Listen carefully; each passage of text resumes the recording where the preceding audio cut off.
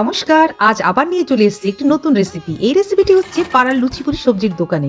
ওই লুচিপুরির দোকানে খেয়ে আমার বেশ লেগেছে, তাই এই রেসিপিটি আজ আপনাদের সাথে শেয়ার করছি। প্রথমেই আমি 4-5টা আলু আর কিছুটা কাবলি চানা নুন দিয়ে প্রেসার করে 2 সিটি দিয়ে নামিয়ে নিয়েছি। এবার আমি প্রত্যেকটা আলু চেপে চেপে মোটামুটি ভেঙে দেবো।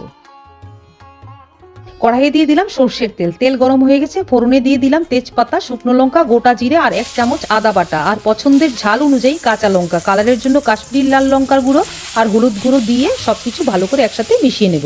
এবার দিয়ে দেবো কেটে রাখা মিডিয়াম সাইজের একটি টমেটো কুচি।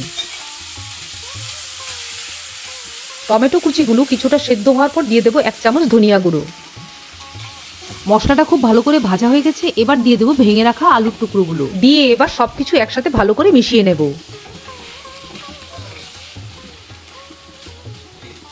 এবার দিয়ে দেবো জল সমেত সেদ্ধ করে রাখা কাবলি চানা।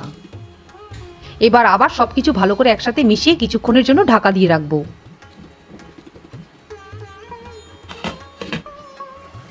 এখন দিয়ে দেবো সামান্য একটু নুন, কারণ নুন দিয়েই আমি কাবলি চানা আর আলুটা সেদ্ধ করেছিলাম।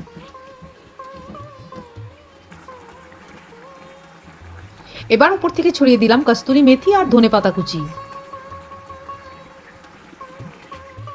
ব্যাস তৈরি হয়ে গেল সম্পূর্ণ নিরামিষ একটি অন্যরকম স্বাদের সবজি। এবার গরম গরম পরিবেশন করুন। কিন্তু কিসের সাথে? লুচিপুরি সবজির দোকানে সবজি তো হয়ে গেল, লুচিপুরি কই? তাহলে চলুন লুচিপুরিটাও তৈরি করে নেই।